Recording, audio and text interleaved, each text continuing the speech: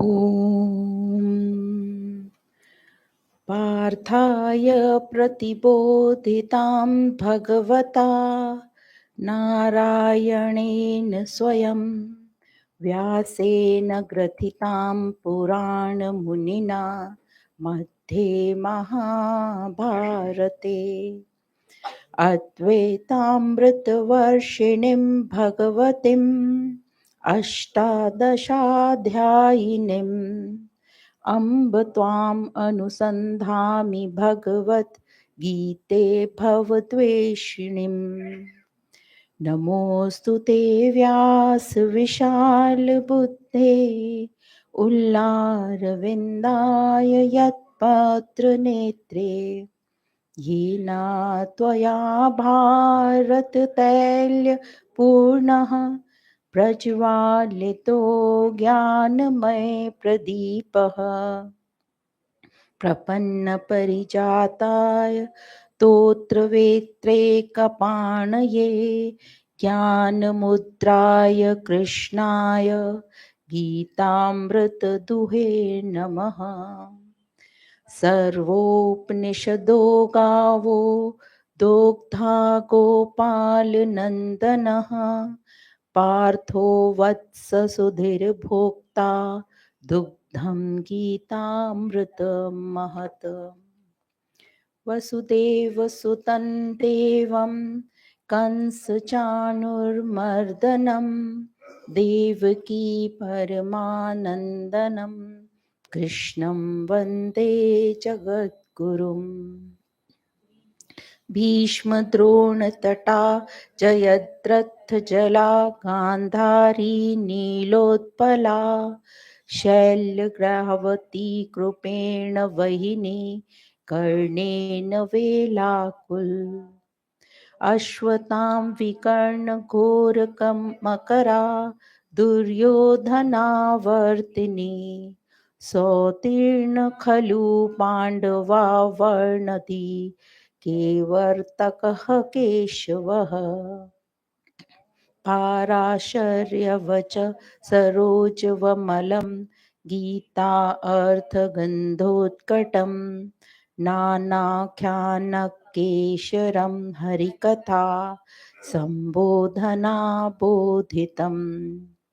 लोके सज्जनषट्पदैरहरः पेपीयमानं मुदा भूयाद् भारतपङ्कजं कलिमला प्रदवंसनं श्रेयसे मूकं करोति वाचालं पङ्गुर्लङ्घयते गिरिं यत्कृपातमहं वन्दे परमानन्दमाधवम् यं ब्रह्मा वरुणेन्द्ररुद्रमरुतः स्तुन्वन्ति दिव्यस्तवैर्वेदैः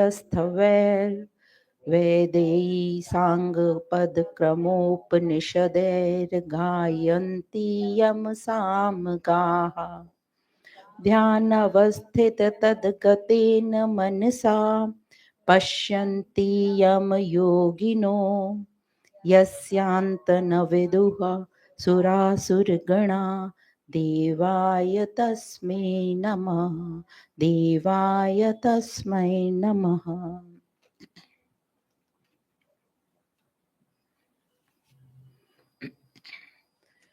हम भगवत गीता चिंतन माला के तहत शंकर भाष्य का विवेचन पढ़ रहे हैं। चौथा अध्याय चल रहा है। 3 अध्याय समाप्त हो चुके हैं और चौथे अध्याय का भी 23 श्लोक तक हम पढ़ चुके हैं। 24वां श्लोक चल रहा है। तो हम 24 श्लोक का उच्चारण करते हैं। श्लोक का चौथा अध्याय श्लोक नंबर 24। ब्रह्मा अर्पणं ब्रह्म हविर्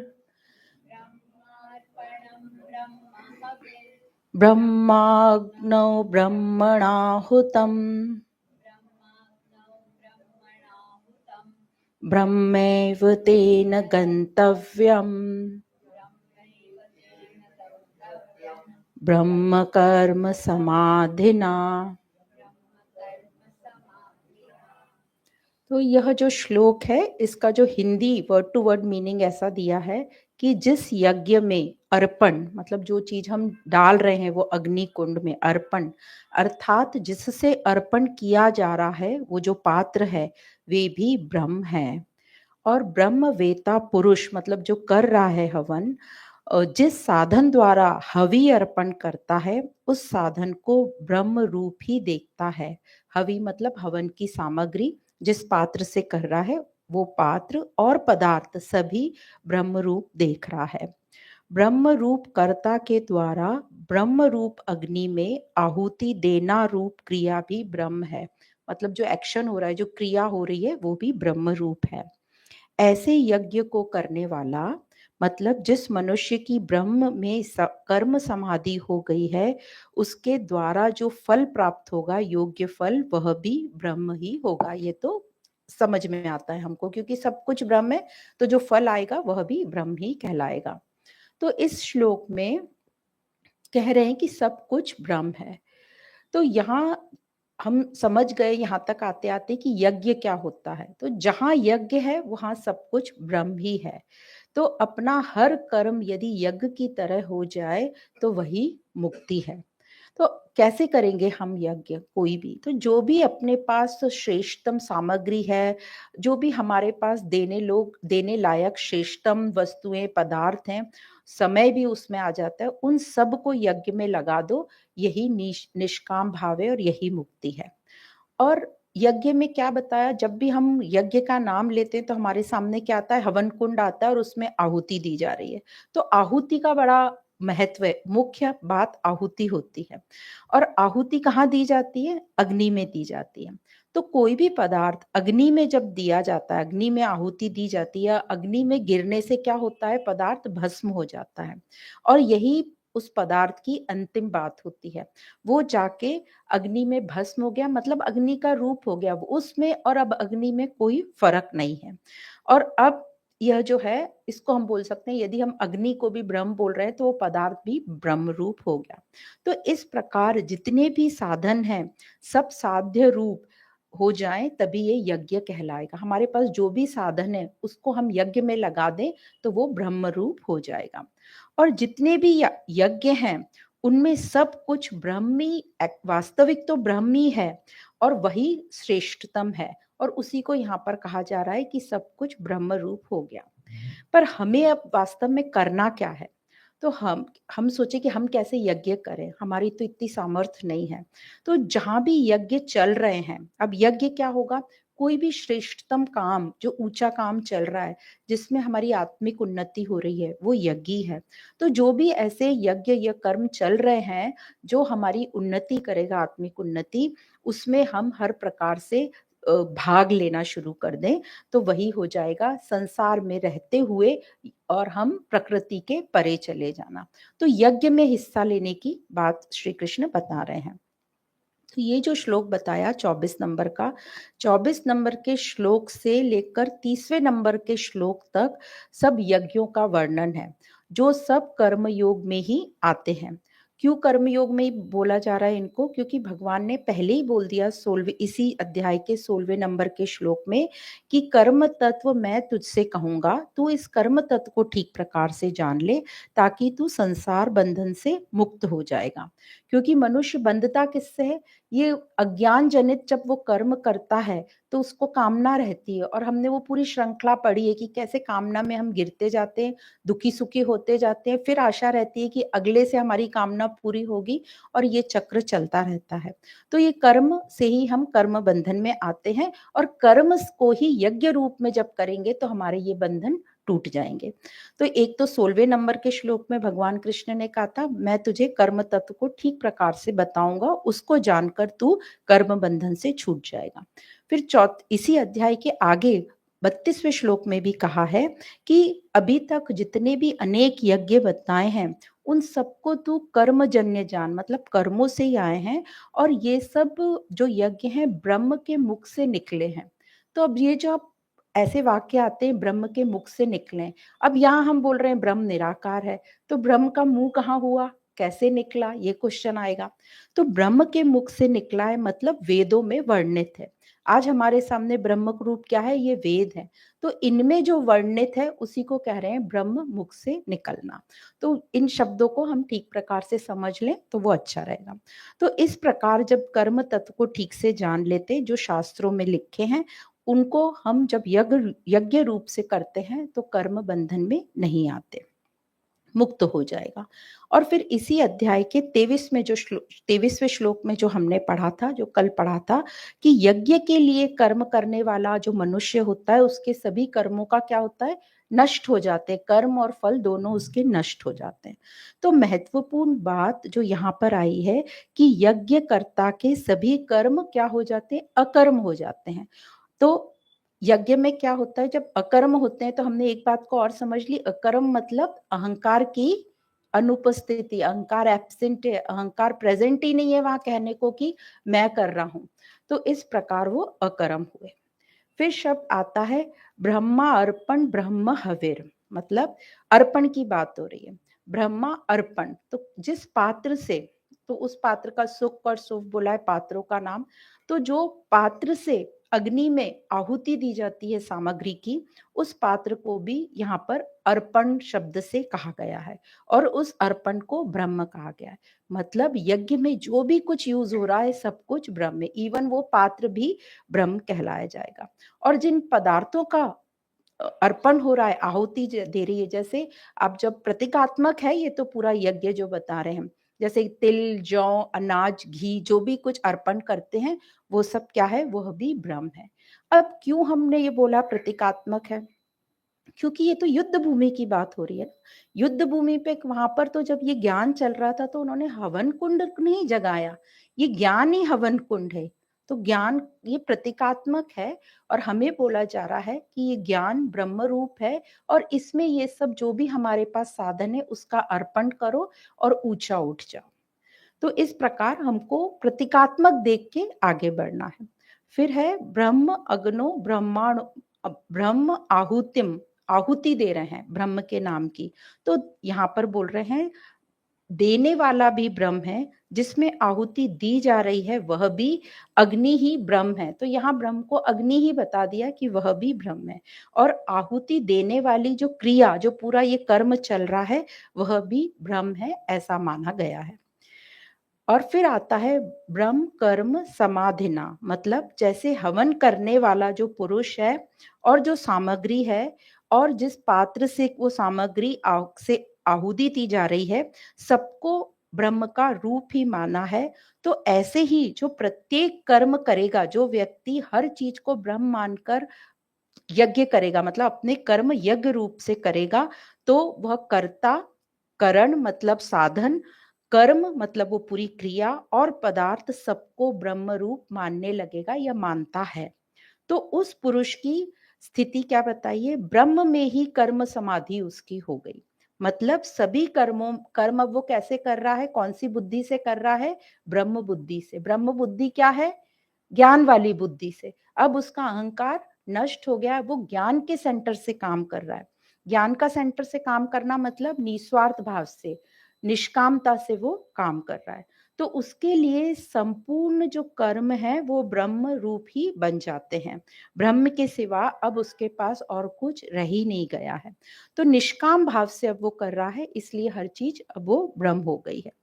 अब उसकी अपनी कोई अलग सत्ता नहीं रह गई है कि मैं यहाँ का मिनिस्टर हूँ, मैं यज्ञ कर रहा हूँ, ये वाली विशेषता नहीं, या मैं बहुत बड़ा साहूकार हूँ, मैं कर रहा हूँ, या जो भी आप विशेषताएं जोड़ना चाहते हैं वो सब जोड़ दें कि अब उसकी कोई भी सत्ता खुद की भी नहीं रह गई, मतलब मेरापन भी नहीं रह गया, या मेरे वाले कर रहे हैं वो भी नहीं रहा कि कौन कर रहा है। कई लोग हम नहीं करते, बस हमारे वाले कोई करते हैं, उसका भी हमें घमंड आ जाता है। तो वो ये मेरा तेरा सब समाप्त हो गया, कोई उसकी अलग से विशेष सत्ता रह नहीं गई। फिर शब्द आता है ब्रह्मेव तेन गंतव्यम, मतलब ब्रह्म में ही कर्म समाधि होने के कारण जिसके संपूर्ण कर्म अब ब्रह्म बन गए हैं, उसे फल रूप में भी अब क्या मिलेगा, निसंदेह वो फल जो आएगा वो भी ब्रह्म रूप ही रहेगा। ब्रह्म के अलावा अब किसी की भी स्वतंत्र सत्ता रही नहीं गई, सब मिट गया। तो इस श्लोक को जो है ये वाले 24 नंबर के श्लोक को कई संत लोग भोजन करते टाइम भी इसका उच्चारण करते हैं, ताकि जो भोजन रूप कर्म हम कर रहे हैं वो भी एक यज्ञ बन जाए। तो उस कर्म में भी मतलब भोजन करते टाइम जो कर्म हो रहा है उसमें भी अब हमारी ब्रह्म बुद्धि हो जाए। ब्रह्म बुद्धि हो जाए मतलब ज्ञान से अब हम भोजन करें। अभी हम कैसे करते हैं, जो स्वादिष्ट हो रहा है तो खा लिया, मन का नहीं है तो बस थोड़ा-सा खा के छोड़ दिया, या राग द्वेष उससे उत्पन्न होता है।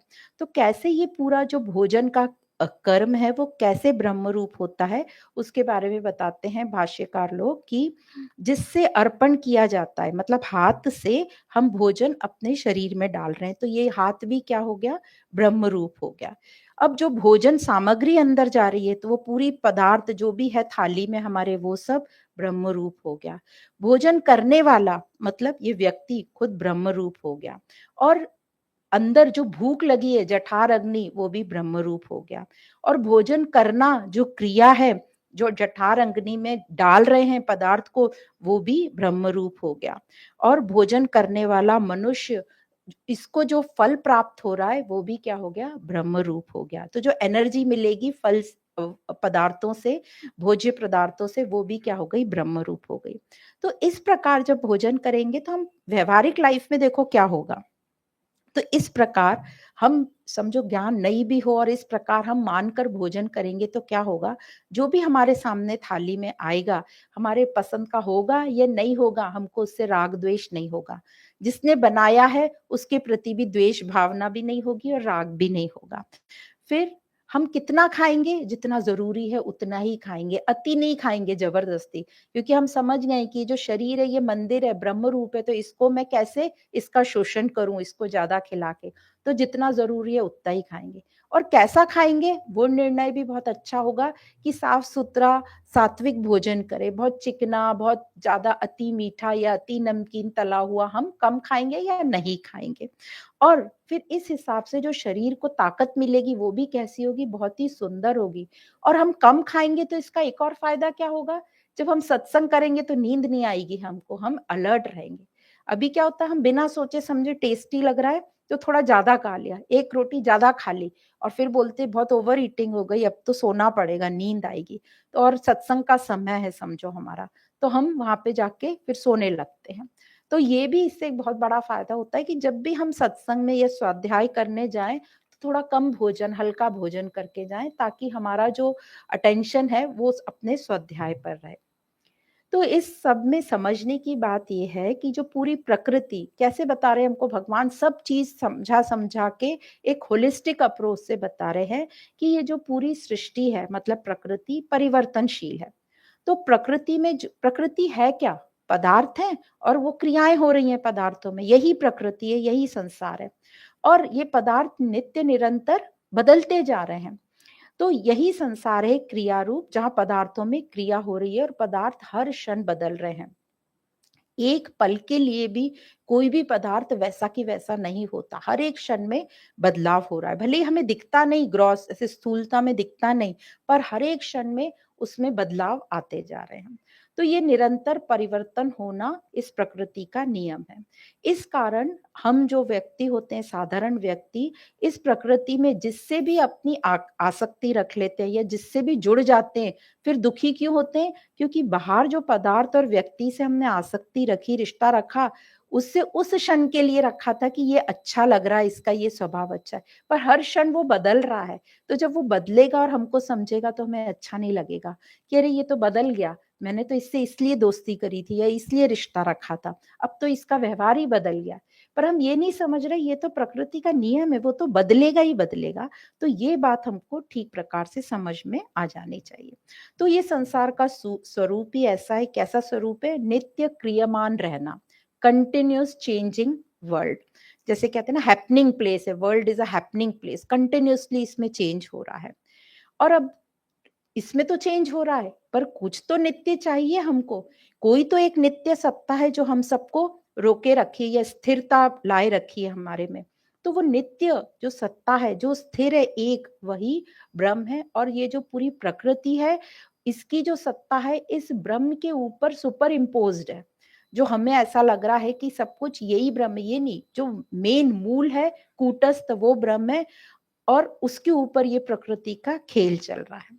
तो जैसे हम सब जानते हैं कि पूरी सृष्टि में 3 अवस्थाएँ होती हैं, उत्पत्ति, स्थिति और प्रलय। तो उत्पत्ति कैसे होती है? हम सबका जन्म होता है, फिर कुछ स्थिति बनी रहती है और फिर मरण होता है, तो वो प्रलय हो गई, मरण। पर यदि हम गहराई से जाएँ, सब पदार्थों का ऐसा ही होता है, उत्पत्ति होती है, स्थिति होती है, मरण होता है। मरण मतलब वो चेंज ऑफ स्टेट होता है, गायब तो होता नहीं है मटेरियल यहाँ से, उसका चेंज होता रहता है और उसी को बोलते रहते हैं कि ये नित्य निरंतर प्रकृति में चेंज चलता रह रहा है। पर यदि इसी चीज को, उत्पत्ति, स्थिति और प्रलय को हम थोड़ा-सा भी गहराई से समझने की कोशिश करें विचार करके, तो हमें समझेगा कि सिर्फ उत्पत्ति और प्रलय ही है, स्थिति तो बनी नहीं रहती क्योंकि वो भी कंटीन्यूअस चेंज होती रहती है। तो जैसे ही हमारा जन्म होता है, किसी का भी जन्म होता है, तो जन्म होते से ही क्या होता है, उसके दिन घटते जाते हैं। मतलब उसका निश्चित काल है, तो जो उसका जो टोटल लाइफ स्पैन है, टोटल जीवन काल है, उसमें से दिन घटते जाते हैं, पल-पल करके एक-एक दिन घटता जाता है उसमें से और हम अपने मृत्यु की तरफ अग्रसर करते जाते हैं। मतलब अब उत्पत्ति भी नहीं रही, सिर्फ प्रलय ही प्रलय रही, तो ज़्यादा हम यही देखते हैं कि प्रलय ही प्रलय, टाइम खत्म हो रहा है हमारा, मतलब वो मरने की तरफ मूव हो रहा है। तो ये जो दृश्य है, ये प्रति क्षण अदृश्य होता जाता है और इसी को अभाव कहते हैं और इसी को प्रलय कहा गया है। तो यह जो पूरी परिवर्तनशील सत्ता है, समझ लिया हमने कि ये परिवर्तनशील सत्ता है, पर ये टिकी किसके ऊपर है? अपरिवर्तनशील पर टिकी है, जिसको ब्रह्म कह रहे हैं, जिसको ये पूरे यज्ञ में सब कुछ ब्रह्म कहा है। तो इसको और हम यदि समझना चाहें तो ऐसे समझ सकते हैं, जैसे हम सिनेमा हॉल में फ़िल्म देखते हैं, तो वो पर्दा जो है वो स्थिर है और उसके ऊपर जो पूरी मूवी दिखती है, सिनेमा दिखता है, वो हर क्षण बदल रहा है और उसका एक टाइम होता है, एक समय में वो समाप्त भी हो जाती है। अब वो चलचित्र भले ही समाप्त हो जाता है, पर वो जो सिनेमा की स्क्रीन है, वो ज्यों की त्यों रहती है। तो वो पर्दा स्थिर रहता है और उसके ऊपर पूरा सुपर इम्पोज़िशन होता है, चलचित्र जो हमें दिखाई देता है। इसी प्रकार ब्रह्म जो है वो नित्य है, निरंतर है और उसके ऊपर ये पूरी प्रकृति का जो हमें हलचल पूरी दिखती है कि पूरी प्रकृति उस पर परिवर्तनशील चली जा रही है। तो वैसे ही ब्रह्म को नित्य बताया है, निराकार बताया और बोला कि वही एक शेष है, सिर्फ ब्रह्म ही है और इसके अलावा कुछ नहीं है। तो जैसे आगे 7वें अध्याय में, आगे 12वें अध्याय में और जगह-जगह बोलेंगे वासुदेव सर्वम, यह सर्व खलविदम ब्रह्म उपनिषदों में बोला है, वो इसी को बोला गया है। तो इसको और भी यदि हम व्यक्तिगत समझना चाहें, तो ऐसे समझ सकते हैं, जैसे मैं एक मनुष्य हूँ, एक प्राणी हूँ, तो हमने कितनी उपाधियाँ ओढ़ ली अपने ऊपर कि मैं स्त्री हूँ, फिर उसके ऊपर उपाधि ओढ़ कि मेरी उम्र इतनी है, फिर उसके बाद कि मैं मेरे परिवार में मैं किसी की माँ हूँ, किसी की मासी हूँ, किसी की बुआ हूँ, किसी की पत्नी हूँ, तो ये सब उपाधियाँ हमने जोड़ ली। तो ये सब क्या हो गया, सुपर इम्पोज़िशन हो गया हमारे एक अपने जो भी मैं बोल रही हूँ अपनी स्त्री, तो हमने पहले उपाधियों को हटाया कि ये सब तो टेम्परेरी हैं। फिर स्त्री-पुरुष इस जेंडर को भी हमने हटाया और बोला कि मैं तो एक मनुष्य हूँ। फिर धीरे-धीरे शरीर इंद्रियों को भी, जैसे नेति-नेति से हम उसको भी हटाएँगे और बोलेंगे कि मैं तो शुद्ध ब्रह्म रूप हूँ। पर ये आखिरी में आएगा, अभी तो हमारी सिर्फ़ नेति-नेति की प्रक्रिया चलेगी। तो इस प्रकार और भी एग्ज़ाम्पल हैं, जैसे कहते हैं कि जैसे आप साइकिल का जो चक्का होता है, उसमें बीच में एक जो पॉइंट होता है वो स्थायी होता है और जो जिसको धुर्री बोलते हैं और आजू-बाजू जो सलाखें रहती हैं, वो उससे जुड़ी रहती हैं, वो घूमती है, पर जो बीच का पॉइंट रहता है, जो केंद्र स्थान रहता है, वो स्थिर रहता है। तो वो उसी के ऊपर वो पूरी जो साइकिल या चक्का उसका चलता है। तो इसी प्रकार ब्रह्म जो है वो स्थिर है, नित्य है और वही हम सबका मूल है और बाकी जो भी कुछ दिखता है वो सब सुपर इम्पोज़िशन है, जिसको हम माया भी बोल देते हैं। तो अब हमें अब क्या करना है? तो ये जो पृथ्वी है, हमें अब उस ब्रह्म तक हम कैसे पहुँचे, सवाल आता है, क्योंकि कह दिया वो तो निराकार है, वो तो इस इंद्रियों से दिखेगा नहीं, तो हम उसको कैसे देखेंगे, कैसे समझेंगे कि हमें ब्रह्म रूप होना है? तो उसका तरीका वेदों में जो बताते हैं कि और रहना हमको पृथ्वी पे ही है, इससे हम बाहर कहीं जा नहीं सकते। तो पृथ्वी पर ही रहते-रहते देखो कि जहाँ भी जो भी श्रेष्ठतम कर्म चल रहे हैं, उनसे हमें जुड़ जाना है। अब श्रेष्ठतम कर्म कैसा है वो हम कैसे जानेंगे? तो जहाँ भी जो भी स्वधर्म को अब याद करेंगे, स्वधर्म क्या? जो भी हमें अपनी आत्मा की तरफ ले जाए, जो भी हमें अपने बंधनों से छुटकारा दिलवाए, जो भी हमारी उन्नति कराए, आध्यात्मिक उन्नति, वो है हमारे लिए श्रेष्ठतम और वही हमारा स्वधर्म है। तो जैसे जहाँ भी शास्त्रों की चर्चा हो रही है, अध्ययन हो रहा है, स्वाध्याय हो रहा है, उन सब से हमें जुड़ जाना है, उसमें हमें हिस्सा लेना है। अब ये नहीं सोचना है कि हमारी में तो सामर्थ्य ही नहीं है, हम तो कुछ कर ही नहीं पाएँगे, पर हम सबके पास समय तो है, जाकर तो वहाँ बैठ सकते हैं और उसमें जाके बैठना भी वो क्या हो जाएगा? यज्ञ रूप हो जाएगा और वहाँ जाकर बैठना मतलब उसमें हमने हिस्सा ले लिया, मतलब हम साधन बन गए और जैसे अभी ये श्लोक में बताया कि सभी कुछ ब्रह्म है, उसमें जो पात्र यूज़ हो रहा है, जो सामग्री यूज़ हो रही है, जो अग्नि है, जो क्रिया है, सब, तो वो सब ब्रह्म रूप हो गया, मतलब हम भी वो यज्ञ के हिस्सा बन गए, मतलब हमारा भी कर्म यज्ञ बन गया। तो एक ही हमें बता रहे ऊँचे से जुड़ जाओ, ऊँचा जो है अपने से ऊँचा उसको पकड़ लो और उसके साथ जुड़ जाओ। वो जो कर्म कर रहा है उसमें हम भी साथ में जुड़ जाएँ। तो जैसे हम देखते हैं ना कि इसको और अच्छे से हम समझना चाहें तो इस प्रकार समझ सकते हैं जैसे ये जो स्थूल है 5 तत्व उनमें जो सबसे ब्रह्म के निकट एग्ज़ाम्पल के लिए बताया जाता है वो है आकाश। अब आकाश ऊपर है, अब आकाश को तो हम छू नहीं सकते, पर हम क्या करेंगे जिससे हम आकाश की ऊँचाइयों की तरफ हम कुछ बढ़ पाएँ? क्या करेंगे? तो क्या करा जाता है स्थूल संसार में बिल्डिंगें बनती हैं बड़ी-बड़ी। तो उसके बिल्डिंग के ऊपर टॉवर लगा देते हैं, लाइट को कैच करने वाला या सैटेलाइट डिश लगा देते हैं जिससे हम टीवी देख सकते हैं, रेडियो। तो जितनी ऊँची बिल्डिंग है उसके सबसे ऊपर छत पे वो टॉवर लगा दिए जाते हैं। वो टॉवर का क्या काम रहता है? जो रेडियो वेव्स हैं, जो भी वेव्स हैं, उन सबको पकड़ के वो हमारी तरफ ले आती है। तो उसी प्रकार हम तो आकाश जैसा या उड़ नहीं सकते, पर जो ऊँचे काम कर रहा है, उनके साथ जुड़ जाने से हमारे में भी वो ऊँचाई आने की पूरी-पूरी संभावना रहती है। तो ऊँचे से जुड़ जाओ और यज्ञ का हिस्सा बन जाओ। ऐसे ही हम देखते हैं कि जो शहीद लोग हैं, उनके शस्त्रों को भी सँभाल के रखा जाता है म्यूज़ियमों में, उनके कपड़ों को भी सँभाल के रखा जाता है और हम सब देखने जाते हैं कि फलाने-फलाने ने उस युद्ध में ये ड्रेस पहनी थी, ये यूज़ किया था, ढाल, तलवार जो भी। क्यों उनके कपड़ों का इतना महत्व है? क्यों उनके शस्त्रों का इतना महत्व है? क्योंकि वो यज्ञ का हिस्सा बन गए थे, इसलिए उनका इतना महत्व है। तो जो भी चीज़ अपनी हम यज्ञ में लगा दें, वो क्या बन जाएगी? ब्रह्म रूप बन जाएगी। वो उतनी ही रिस्पेक्टफुल और महत्वपूर्ण होगी और हमारी उन्नति होगी। हम अपनी आध्यात्मिक यात्रा उससे शुरू कर सकते हैं। तो जब सब कुछ ब्रह्म है, तो ये सब इतना पढ़ने की ज़रूरत क्यों? पहले ही बोल देते सब कुछ ब्रह्म है, तो हमारी बात क्लियर हो जाती। हमें इतना सब कुछ करने की ज़रूरत ही नहीं होती। पर क्यों नहीं बोला? इसलिए नहीं बोला क्योंकि अभी जो हमारी बुद्धि है वो बहुत ही अज्ञान या साधारण बुद्धि है। अभी हम कह देते सब कुछ ब्रह्म है, तो हम क्या करते? कुछ भी अपने मनमाना काम करते क्योंकि बुद्धि अभी हमारी सधी हुई नहीं है।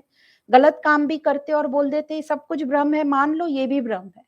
तो ये हम अपना क्योंकि ये मनुष्य प्राणी ऐसी काम बहुत करता है, उसकी जो बुद्धि है वो भोग की तरफ बहुत आकर्षित होती है, तो कुछ भी ऐसे काम करके डिफेंस मैकेनिज्म यूज़ करता है। आप ही ने तो कहा था सब ब्रह्म है। जैसे कि एक इसमें दृष्टांत आता है जो हम सब ने बहुत बार सुना है कि एक गुरु ने शिष्य को एक दिन क्लास में ये पाठ पढ़ाया कि सब कुछ ब्रह्म है, हर चीज़ में ब्रह्म देखना। तो क्लास जब पूरी हुई और सब शिष्य जो मार्केट में घूमने गए, तो मार्केट में एक पागल हाथी घूम रहा था। तो वो जो महावत ऊपर बैठा था वो सबको कह रहा था, भाई हट जाओ, ये पागल हाथी है, इसको रास्ता दो, इसके सामने से हट जाओ। तो सब लोग हट गए, पर जो एक शिष्य था वो हटा ही नहीं। पर वो महावत चिल्लाए जा रहा है, भाई हटो हटो, रास्ता दो, पर वो हटा ही नहीं। वो हटा नहीं तो हाथी ने उसको उसके ऊपर से निकल गया, तो उसको बड़ी चोटें लग गई। दूसरे दिन गुरु ने पूछा, भाई तुम्हारी ये हालत कैसे हुई? तो उसने बोला वो हाथी चढ़ गया मेरे ऊपर। तो गुरु ने कहा कैसे चढ़ गया? तुमको दिखा नहीं क्या इतना बड़ा हाथी? तो बोले नहीं दिखा तो था, पर आपने कहा था सब कोई ब्रह्म है, तो मैं वहां से हटा नहीं। तो गुरु ने कहा था मैंने कहा था सब कुछ ब्रह्म है, पर जो ऊपर महावत चिल्ला रहा था, बोल रहा था हटो हटो, उसको क्यों नहीं ब्रह्म समझा? ना? तो ऐसी हमारी बुद्धि होती है, हम अपने हिसाब से कुछ भी सोचते हैं और कल्पना की दुनिया में रहते हैं। तो भगवान का यही कहना है, ये अपने दिमाग की कल्पनाओं को छोड़ो और जो शास्त्रों में बोला गया है उसको ठीक प्रकार से समझ लो। हम जो प्रतीकात्मक चीजें बोली गई हैं उसको भी हम रियल करते हैं और जो करना चाहिए उसको छोड़ देते हैं। हम किसी भी चीज का मर्म जानने की कोशिश ही नहीं करते, खुद पढ़ने की कोशिश नहीं करेंगे, उसने बोल दिया, इसने बोल दिया, सुन लिया और हम करते रहते हैं। तो इस प्रकार इसलिए सब ब्रह्म है, अभी भी हम तैयार नहीं है ये समझने के लिए, पर अब ये हम उस यात्रा में हैं तो बीच बीच में बताया जाता है और जैसे श्लोक में आता है उसका वर्णन होता है। तो ये इस प्रकार इस अध्याय में हमने समझा कि सब कुछ ब्रह्म है, पर अभी हमारे लिए नहीं है, क्योंकि अभी हमारे में बहुत सी अशुद्धियां हैं, अभी हमारी बुद्धि में वो सामर्थ्य नहीं है। तो धीरे धीरे धीरे हम इस बात को समझेंगे और आगे बढ़ेंगे। तो इसके साथ ही हम आगे का श्लोक पढ़ेंगे, श्लोक नंबर 25, चौथा अध्याय, श्लोक नंबर 25। दैवमेवापरे यज्ञै योगिनः पर्युपासते पर्युपासते ब्रह्माज्ञावपरे यज्ञै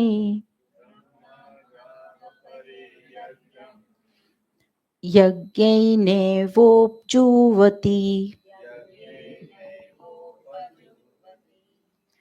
तो यहाँ पर ये कह रहे हैं कि अन्य योगी, अपरे मतलब अन्य, दूसरे लोग, अन्य योगी जन देवता की पूजा रूप यज्ञ करते हैं। इसके पहले सब कुछ ब्रह्म बताया, अब ये बता रहे हैं दूसरे लोग जो अनेक प्रकार के यज्ञ करते हैं, उसकी शुरुआत हुई है। तो अन्य योगी जन देवता की पूजा रूप यज्ञ करते हैं, मतलब अलग अलग देवताओं को पूजते हैं।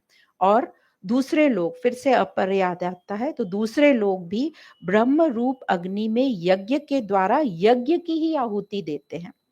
तो इसका अब हम मतलब समझेंगे कि ये क्या बोलना चाह रहे हैं। तो जैसे बोला, ये 25वें नंबर के श्लोक से 30 नंबर के श्लोक तक सारे यज्ञ बताए जा रहे हैं जो हम अपने डेली लाइफ में करते हैं। तो जो पहला शब्द आया, देव देव में वापरे यज्ञम योगिनः पर्युपासते, मतलब कि अब यहाँ भगवान अपरे शब्द से कह रहे हैं कि अलग प्रकार के यज्ञ करने वाले साधकों का यहाँ वर्णन किया जा रहा है। तो जैसे बताया कि ये जो सब बताए जा रहे हैं अभी 25 से 30 नंबर के श्लोक तक, ये सारे जो यज्ञ हैं अच्छे हैं, ठीक हैं, पर श्रेष्ठतम नहीं है, इनकी मनाही नहीं है। हमारे लिए तो ये ठीक है, हम कुछ तो कर रहे हैं, पर जो श्रेष्ठतम यज्ञ है वो आगे बताएंगे 33वें नंबर के श्लोक में कि जो ज्ञान यज्ञ है वो श्रेष्ठतम है। पर बाकी अभी हम सबके लिए जो यज्ञ बताए जा रहे हैं उनकी हम बात करेंगे। तो यहाँ बता रहे हैं कि कुछ लोग देवताओं को पूजते हैं। योगिनः शब्द आया है, मतलब योगिनः का मतलब निष्काम साधक, जो हर तरीके से अपने को ऊंचा उठाने का प्रयत्न करता है, जिस उसके पास जो भी विषय पदार्थ हैं उसका वो भोग नहीं करता, पर जो भी उसके पास उपलब्ध है उसको ऊंचे कार्य के लिए समर्पित करता है। और वो संपूर्ण क्रियाओं को, पदार्थों को कभी भी अपना ना मान के, न ही अपने लिए मानता है, बल्कि देवताओं को आहुति देता है या देवताओं को अर्पण करता है। तो इसे यहाँ पे देव यज्ञ बोला है। देव मतलब हमसे तो ऊंचा है देव, जो सबको प्रकाशित करता है, ऐसे भी बोल सकते हैं, या जो हमसे ऊंची अवस्था में है वो देवता हो गए। तो कहते हैं भगवान की देव यज्ञ भी ठीक है, यज्ञ के द्वारा देवताओं का पूजन करना, क्योंकि इससे भी हमारी कुछ तो हम चाह रहे हैं अपनी अवस्था से ऊंचा उठना, तो ये भी ठीक है अभी के लिए यात्रा शुरू करने के लिए। अब कई भाष्यकारों ने यहाँ पर इनको देव को ज्ञान इंद्रियां बोल दिया है।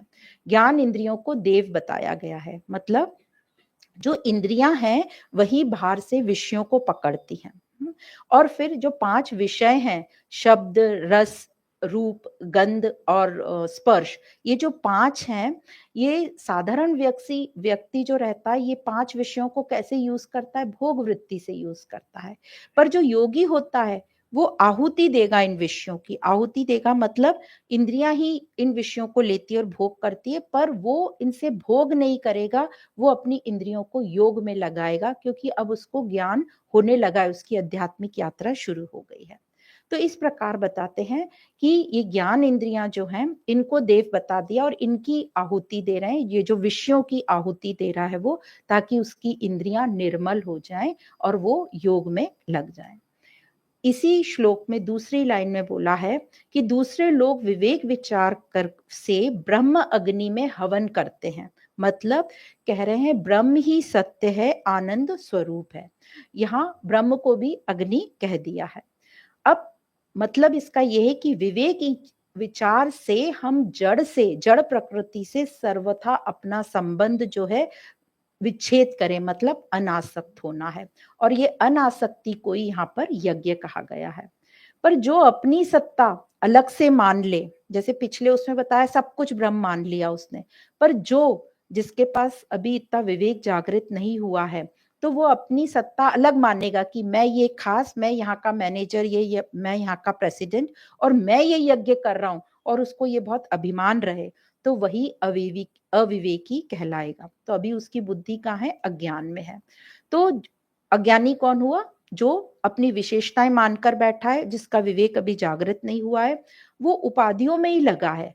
उसने अपनी कामयाबी, अपनी सक्सेस किस पर रख रखी है? उपाधियों पर, कि मुझे क्या क्या मिल गया, कौन कौन सी उपाधि मिल गई। ये भौतिक संसार की चीजों पर उसने अपनी कामयाबी रख रखी है। तो उपाधियों, उसको लग रहा है इन्हीं से तो मेरा जीवन चल रहा है, यही तो मेरा उद्देश्य है जीवन में, कि उपाधियां लेते रहना। इसका मतलब है कि उसका अभी ये जड़ प्रकृति से उसको गहरी आसक्ति है, अभी उसकी आध्यात्मिक यात्रा शुरू नहीं हुई है। पर जैसे ही जो आत्मज्ञान होता है, यह आत्मज्ञान में स्थित जो योगी होता है, उसकी क्या यात्रा हो जाती है? वो जो ये जो उपाधि युक्त आत्मा है, वो उसको उपाधि रहित करने में लग जाता है, या वो उसको उपाधि रहित रूप देखने लग जाता है। ऐसा हमारे भाष्य में भी बोला गया है। और वही उसको उसका हवन कहलाता है कि उपाधि युक्त से वो उपाधि रहित हो रहा है। तो उपाधियों को वो का वो अभाव कर रहा है, समझ रहा है, और जड़ से उनका विच्छेद कर रहा है। इसी को यहाँ पर हवन करना कहा है। तो आगे ये शंकर भाष्य में और भी ऐसा कहते हैं कि अन्य जो ब्रह्मवेता पुरुष हैं, ब्रह्म अग्नि में हवन करते हैं, अर्थात ब्रह्म सत्य ज्ञान अनंत स्वरूप है, विज्ञान और आनंद ही ब्रह्म है, जो सर्वांतर आत्मा है वही ब्रह्म है। तो इन सब में किसका वर्णन हो रहा है? एक ही चीज का, ब्रह्म का वर्णन हो रहा है। कौन है वो ब्रह्म? कैसा है? जो भूख प्यास या जो सांसारिक धर्मों से बिल्कुल रहित है। उसको कैसे देखते हैं हम? अब ऐसे तो इंद्रियों से तो वो दिखाई नहीं देता। तो भाष्यकार कहते हैं कैसे देखेंगे? नेति नेति के सिद्धांत से देखेंगे कि ऐसा नहीं हो सकता, ऐसा नहीं हो सकता, मैं ये नहीं हो सकता, मैं वो नहीं हो सकता।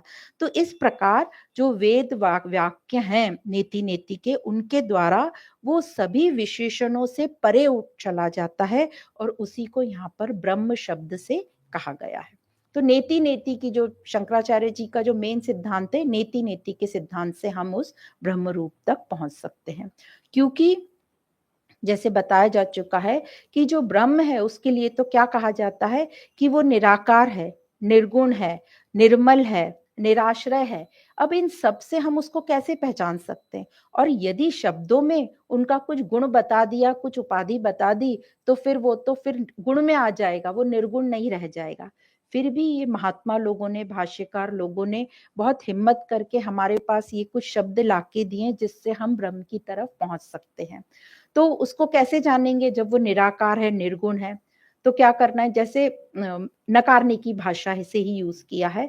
तो जो परिवर्तनशील नहीं है, तो अब हमारे लिए क्या कैसे करना है? जो परिवर्तनशील नहीं है, समझ गए वो ब्रह्म है, तो हम कैसे जाएं उसकी तरफ?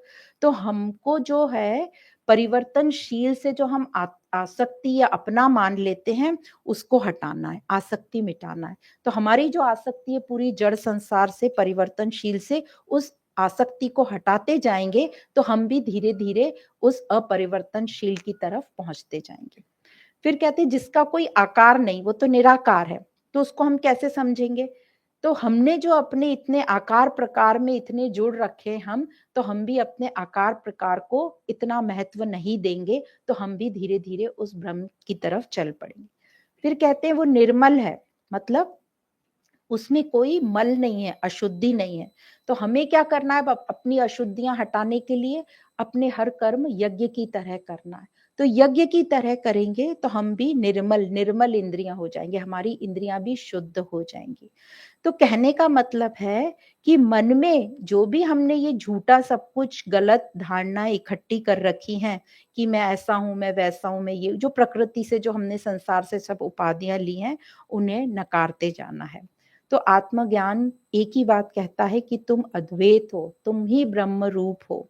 तो उन्होंने तो कह दिया तुम ब्रह्म रूप हो, तुम ही सत्य हो।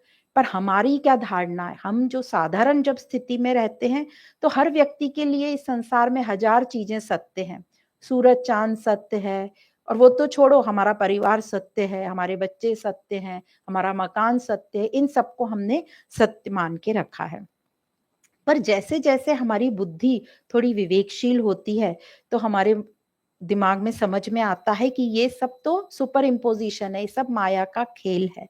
तो जैसे जैसे हमारी बुद्धि थोड़ी अग्रसर होती है ऊपर की ओर, मतलब वैज्ञानिक बुद्धि होती है, तो वैज्ञानिक लोगों को आप देखेंगे वो सिर्फ एटम मॉलिक्यूल्स अणु परमाणु में ही बात करते हैं।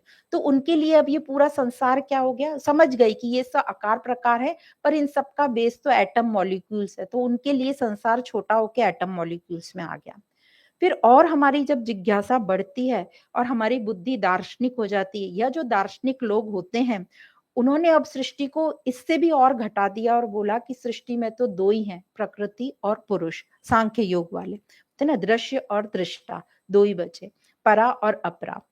फिर आते हैं गीता के कृष्ण, वो कहते हैं ये जो परा और अपरा दो भी नहीं है, ये परा और अपरा भी प्रकृति है, ये जो जड़ और चेतन है ये भी प्रकृति है। जड़ तो है ही प्रकृति, पर जो चेतन है वो ये जड़ से थोड़ी ऊंची अवस्था की प्रकृति है। तो ये दो भी नहीं है, ये दृश्य और दृष्टा भी नहीं है, ये भी एक ही है, प्रकृति है। सत्य तो सिर्फ एक ही है और वो है ब्रह्म। तो उन्होंने प्रकृति को भी असत्य बोला। अभी तो शुरुआत सांख्य योग से की, हमें पूरी प्रकृति भी समझाई, तो धीरे धीरे हमें समझा रहे हैं और फिर कह रहे हैं ये प्रकृति भी, जो हम दो बोल रहे थे प्रकृति और पुरुष, वो भी दो नहीं एक ही है, जो 7वें अध्याय में भगवत गीता में आगे आएगा। तो इसको भी असत्य करके एक कर दिया प्रकृति, और प्रकृति से परे ही एक सत्य है, वो है ब्रह्म और नित्य, अद्वैत जिसको कह दिया है। अद्वैत नाम दिया है, मतलब दूसरा है ही नहीं। तो एक ना बोल के ये बोला है दूसरा है ही नहीं, अद्वैत, और वह तू ही है। तो हम इस सत्य को कैसे प्राप्त करें? तो कृष्ण कहते हैं कि तुम तो आत्मा ही हो, पर तुमने क्या किया, अपने साथ और बहुत सारी उपाधियां जोड़ ली। तो अब करना क्या है? तो ये जो हमने बहुत सारी उपाधियां जोड़ ली हैं, बस इसको नकारना है, नया कुछ नहीं करना है। तो ये जो अपनी गलत धारणा है कि मैं ये हूं, मैं वो हूं, हाँ, हम जब आपस में बात करते हैं, कुछ बताना चाहते हैं, वहां हम यूज करते हैं कि मैं ये हूं, मेरा नाम ये है, पर अंदर हमें ध्यान रहे कि मेरी मूल जड़ क्या है, मेरी मूल क्या है, मैं वो सत्य हूँ, अद्वैत हूँ। तो भगवान कहते हैं नया तुम्हें कुछ नहीं करना है, बस जो पुराना फालतू तुमने इकट्ठा कर रखा है कचरा, उसको हटाना है। बस जो ये झूठ हमने ओढ़ रखे हैं उसको हटा दो, तो वो ही नया हो जाएगा, नया कुछ करने की जरूरत नहीं है।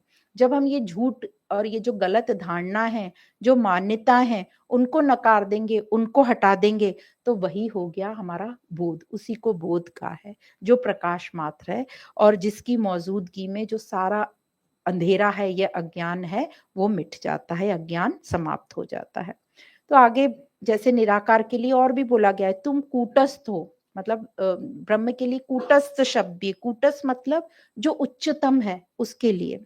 तो हमको जब कूटस्थ बोलेंगे तो हम क्या करते हैं, हम ब्रह्म है, अभी हमारा अज्ञान है, साधारण बुद्धि है हमारी, तो हम अपने आप को तो कूटस्थ मानते हैं, पर जो हमारी निचली नीचता है वो हम नहीं छोड़ते, नीचता भी पकड़े रहते हैं और अपने आप को कूटस्थ और ब्रह्म भी बोलते रहते हैं। तो ये दोनों बातें तो हो नहीं सकती। तो भगवान यही बताते हैं कि अपनी जो नीचता है, ये जो नीचे की प्रकृति को तुमने संबंध बना के रखा है, पकड़ के रखा है, बस उसको छोड़ना है, यही ध्यान रखना है कि तुम सत्य हो। और सत्य कैसा होता है, जैसे कल हमने श्लोक में पढ़ा, असंगत संग पढ़ा था। असंग होता है, वो निराधार होता है, पर हमको क्या चाहिए, संगति चाहिए। हमेशा हम सोचते कोई हो मेरे साथ चले, कोई मेरे साथ ये करे, कोई मेरे से जुड़ जाए, और हर दिन हम नया संग खोजने की कोशिश करते हैं। और हमको आधार चाहिए, पर वो जो सत्य है वो निराधार है, निराश्रय है। वो किसी का आश्रय नहीं लेता, क्योंकि वो खुद ही अपने आप में आश्रय है। तो यही भगवान का कहना है कि स्वयं को जानो, जिज्ञासु बनो, संशयात्मक मत बनो, जिज्ञासु बनो। संशयात्मक क्या होगा? उसको संशय रहेगा, उसको लगेगा कि मैं जो जानता हूँ वो सही है, और जब वो वार्ता करने बैठेगा, स्वाध्याय में बैठेगा, तो अहंकार से पूछेगा, सामने वाले को गिराने की कोशिश करेगा कि मैं जानकार हूँ, मैं जो बोल रहा हूँ वो सही है। पर जब जिज्ञासु होते हैं, हाँ, जब जिज्ञासु होते हैं, तो जिज्ञासु को क्या चाहिए? जानना चाहता है वो। वो ये सामने वाले को नीचे कराने की कोशिश नहीं करता, वो सोचता है मैं जान लूँ, मैं स्वयं को जान लूँ, समझ लूँ कि ये क्या है अध्यात्म, तो वो उस हिसाब से प्रश्न करता है। तो भगवान कह रहे हैं कि सिर्फ जिज्ञासु बनो, स्वयं को जानो और कर्मों को यज्ञ की तरह करो, तो ऊँचे से मिल पाओगे। तो ज्ञानी जो पुरुष होते हैं, मतलब जहाँ ये यहाँ पे नाम दिया है ब्रह्मवेता, महात्मा, योगी, ये जो पुरुष होते हैं ये अच्छी तरह जानते हैं कि ये जो पूरी सृष्टि चल रही है, ये परिवर्तनशील तो है ही, इसमें उत्पत्ति होती है और प्रलय होता है। और उत्पत्ति कैसे हुई है? हम सबकी यज्ञ के द्वारा ही हुई है। प्रकृति में जो भी कुछ होता है वो यज्ञ, पर मनुष्य अपना अहंकार डाल के कह देता है मैं हूं, मैं हूं। सिर्फ मनुष्य एक योनि है, वो इतना अहंकार दिखाता है अपना। बाकी तो पूरी प्रकृति यज्ञ की तरह बहुत ही सुनिश्चित तरीके से अपने आप चल रही है। संयोगवश बोलो, यूं ही बोलो, जो भी हम बोल सकते हैं। तो जो योगी होता है, महात्मा होता है, वो ठीक प्रकार से जान गया कि पूरी प्रकृति यज्ञ की तरह चल रही है, और मेरा भी जो जन्म हुआ है यज्ञ के जैसे ही मैं आया हूँ, और ये साइकिल तो चलता रहेगा। पर यदि मुझे ब्रह्म तक पहुंचना है, तो वो यज्ञ ही एक साधन है जिसके द्वारा मैं ब्रह्म तक पहुंच सकूंगा, क्योंकि मेरी उत्पत्ति यज्ञ के समान हुई है, तो मैं पहुंचूंगा भी ब्रह्म तक यज्ञ के द्वारा ही। तो वो यह भी समझता है, अच्छे से वो समझ गया है। और आध्यात्मिक दृष्टि से हम ये भी जान गए हैं कि जब तक हम इस शरीर में रहेंगे, तो ये व्यवहार तो चलेगा ही। किसका व्यवहार? इंद्रियों का, संसार से व्यवहार तो चलेगा ही, और ये व्यापार बनता रहेगा, बनता रहेगा, और सुख दुख आते रहेंगे। पर वो साथ में ज्ञान के साथ ये भी समझ जाता है कि ये जो सुख दुख हैं, ये इंद्रियों में, ये विषयों में नहीं है। ये क्यों हुए सुख दुख? ये मेरे अहंकार के कारण, अहम जो आ गया है जन्म से, अज्ञानता, उसके कारण। पर अब समय आ गया है कि इस अहंकार को मुझे मिटाना है। तो जब अहंकार को ये ज्ञान मिल जाएगा, तो जो अहम के लेवल पे काम कर लेते हैं, डायरेक्ट ज्ञान से अहम को मिटाने की कोशिश करते हैं, तो वो जो 33वें नंबर में श्लोक में आएगा कि ज्ञान श्रेष्ठतम है, और कैसे ज्ञान से डायरेक्ट हम अपने अहंकार को मिटाएंगे। तो आत्मज्ञान से ही ये अहम, ये अहंकार मिटता है। और जो अहंकार ज्ञानवान हो गया, जो अहंकार, तो उसका वो खुद भी सहज हो जाएगा, और उसके अंडर जो इंद्रियां ऑपरेट कर रही हैं वो भी सब सहज हो जाएंगी। पर अज्ञानी लोगों की जो इंद्रियां हैं, वो अहंकार, अज्ञान वाले अहंकार से चलती है, तो वो इंद्रियों को भी सहज नहीं रहने देता। तो इंद्रियां भी बहुत प्रेशर में रहती हैं, टेंशन में रहती हैं अहंकार के साथ काम करने में, क्योंकि उनको एक तरफ तो अहंकार को खुश करना, और उनका जो नॉर्मल तरीका है कितना है वो, कि बाहर से इंफॉर्मेशन सिर्फ अंदर देना।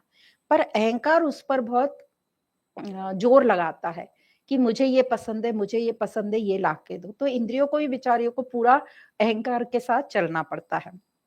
पर जैसे ही अहंकार को ज्ञान मिलने लगता है, अहंकार जो है इंद्रियों को छोड़ने लगता है, और जैसे ही इंद्रियां छूटने लगती हैं, तो वो अपने सहज कर्म में वापस आ जाती हैं।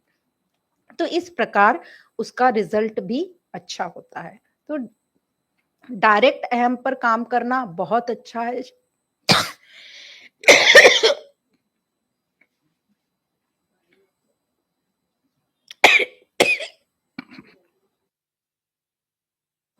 तो डायरेक्ट अहंकार पे काम करना तो बहुत अच्छा बताया है, पर इंद्रियों के लेवल पे भी हम काम करेंगे तो वो भी अच्छा है।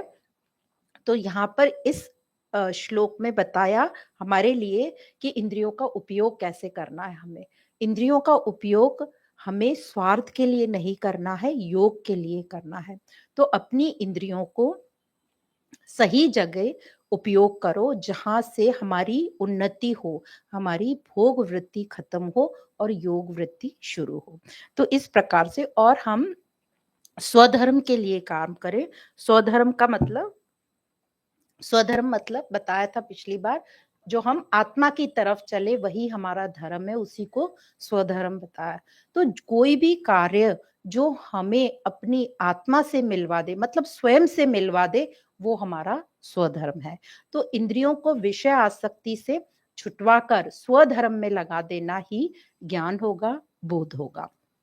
और इसी से जो विषय आसक्ति हमारी मिटेंगी, हमारे बंधन कटेंगे, हमारे जो पाप हैं वो कटेंगे या क्षीण होंगे। पर हमें इतनी गलत धारणाएं हैं, हमें क्या लगता है कि कैसे पाप कटेंगे, हम तीर्थ स्थान पे चले जाएंगे तो हमारी पाप कट जाएंगे, हम गंगा में डुबकी लगा लेंगे तो हमें मुक्ति मिल जाएगी। इस प्रकार की हमारी गलत धारणा है। और ये गलत धारणाएं कहाँ से आई? अज्ञान जनित है, क्योंकि हमने ज्ञान लेने की कभी कोशिश ही नहीं की। हम बिना सोचे समझे बस देखा देखी करते दूसरों से। जैसे कल बात हुई थी तुलनात्मक दुख, तो जो ईर्ष्या का कारण बनता है, तो वैसे ही हम तुलनात्मक सुख भी देखते हैं। दूसरे को वहां से इतना सुख मिल रहा है तो मैं भी वो काम करूं। तो हम देखा देखी करते हैं और तुलनात्मक सुख और दुख में उलझते जाते हैं। हमें ठीक से किसी चीज का ज्ञान ही नहीं है, हमें अमृत मंथन का ज्ञान ही नहीं है कि ये अमृत मंथन की वार्ता क्या थी, कथा क्या थी।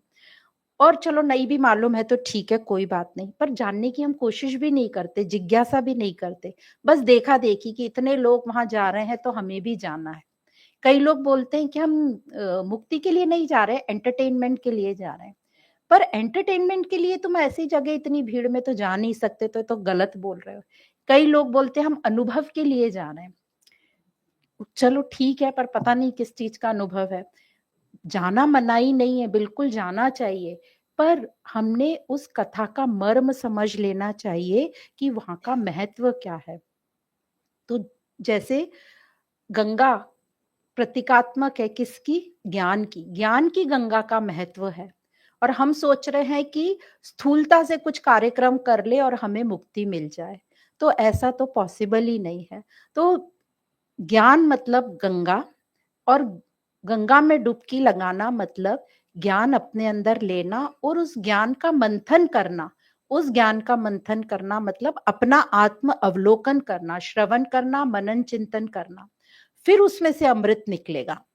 तो जैसे बताते हैं कि अमृत मंथन के टाइम वो पर्वत के नीचे कछुआ, विष्णु जी का अवतार, तो मंथन जब कर रहे हैं सबसे नीचे गहराई में वो सत्य बैठा है जो सबका मूल है, और वो मंथन करेंगे आत्म मंथन, तब वो ऊपर आएगा।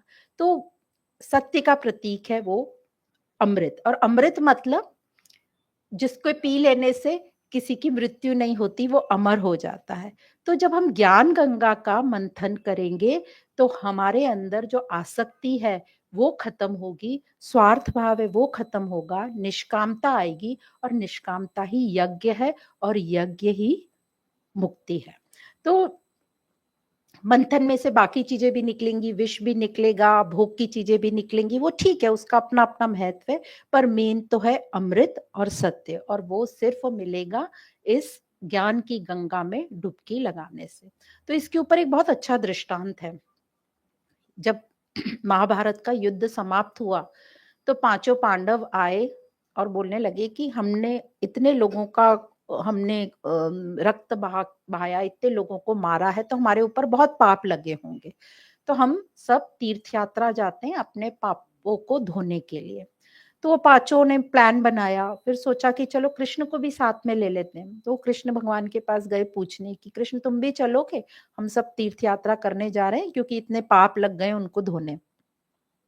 तो कृष्ण तो इंटेलिजेंट थे बहुत, तो बोले कि नहीं मेरे पास तो टाइम नहीं है, बहुत दूसरे काम है, तो एक काम करो तुम लोग, एक करेला दिया उनको, बोला ये लेके जाओ अपने साथ, और जहां जहां तुम पाप धोगे वहां वहां ये करेले को भी धो के लाना, फिर इसका मैं प्रसाद बना के खा लूंगा, तो मेरी भी मुक्ति हो जाएगी।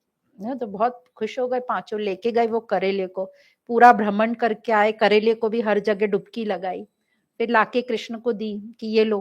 अब कृष्ण का, अरे वाह, ये तो बहुत ही प्रसाद रूप है, बहुत महत्वपूर्ण है, चलो आज इसकी सब्जी बनाई जाए। उसको कट करके उसकी सब्जी बनाई गई, सब लोग भोजन करने बैठे। तो जब सब भोजन करने बैठे तो सबने करेला खाया और सबको बहुत कड़वा लगा। तो सब बोले ये तो करेला बहुत ही कड़वा है। तो भगवान ने कहा यही तो बात है, डुबकी लगाने से तुम्हारी अंदर की कड़वाहट नहीं जाएगी, उसके लिए तो हमें ज्ञान चाहिए, ज्ञान का चिंतन चाहिए। तो जहां भी ज्ञान का चिंतन हो, जहां भी स्वाध्याय हो, वहां पे हम अपना योगदान दें, वहां हिस्सा लें, ताकि हमारी भी अवस्था ऊंची हो जाए। और वही है हमें यज्ञ में पार्ट लेना, और वही है मुक्ति का साधन।